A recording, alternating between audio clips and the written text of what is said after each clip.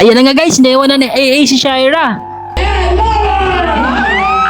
Lumuhod at inuna ang garter sa pamamagitan ng bibig. Ngayong araw nga guys ay magiging best man for a day nga muna tayo dahil ikinasal nga pala yung isa sa mga kaibigan namin at isa tayo sa naimbitahan bilang isang best man. Kaya isinuot ko na dyan yung aking coat na 10 taon na nakatago sa baol na na-arbor ko lang sa trabaho ko dati. At sa sobrang excited ko nga guys, ako ngayong pinakaunang nakarating sa venue. Kaya guys, tara samahan nyo ako at itur ko kayo sa loob dahil tayo yung pinakaunang nakarating dito. At dito nga pala ginanap yung kanilang kasal guys sa El Sueño, Marikina. At ito nga pala yung reception nila guys, ang ganda saktong-sakto nga dahil tayo yung pinakaunang nakarating dito at nakapag-video tayo. At may pa VIP tables pa grabe. Nung ipinakita ko nga to sa asawa ko guys, nainggit. Sabi niya gusto niya raw pakasal ulit. At pagkaraan nga ng ilang minuto guys, dumating na yung ikakasal. At nagpictorial muna sila saglit. Fast forward tayo guys, ayan na, papasok na yung ikakasal at lalakad na sila sa red carpet. Sana all!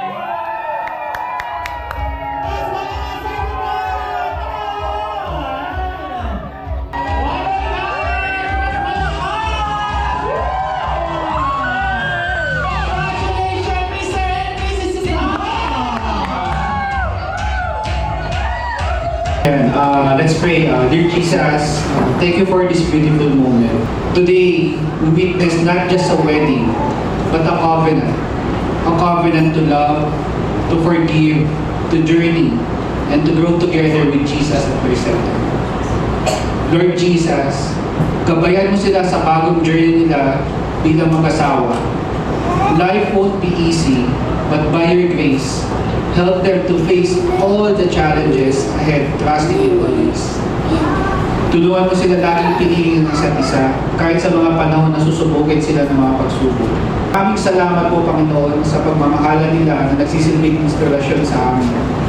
And thank you for allowing me to witness their love and be a part of their journey. We leave this divine union to you with full hearts and so much faith in Jesus' name. Amen. Amen. Thank you so much, Mr. Jonathan. Tapos nga ng opening prayer, ayan, sasayaw na yung ating mga bridesmaids.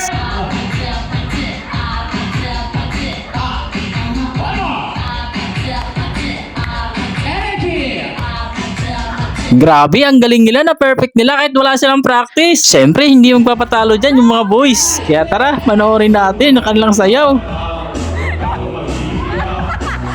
Grabe, nakakaya yung ginawa ko dito. Hindi ko alam paano sayawin tong jumbo hotdog. Kung alam ko lang, sana nagbodos na lang sana ako.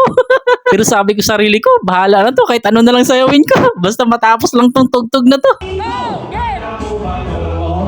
Pagkatapos ng sumayaw ng boys at girls, ayan, kanya-kanya namang bigay ng mensahe para sa ating ikakasal. At ang unang nagbigay ng mensahe ay ang ating maid of honor.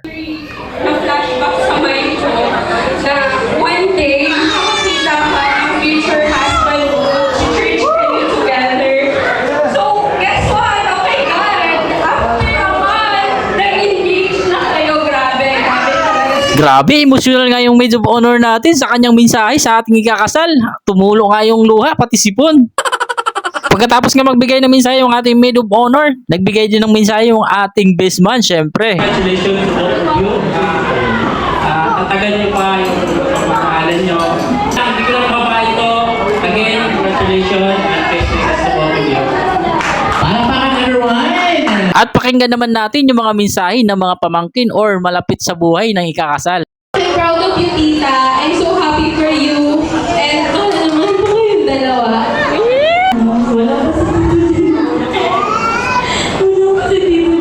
Pagkatapos magbigay ng mensahe yung mga malapit sa buhay ng ating ikakasal. At ayan, isasayaw naman nila yung kanilang mga anak. The bride and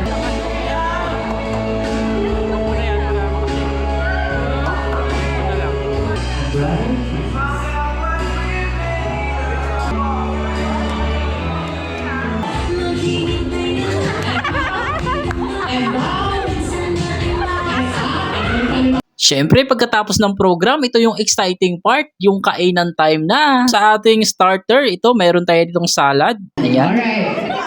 Are you ready for our guest title?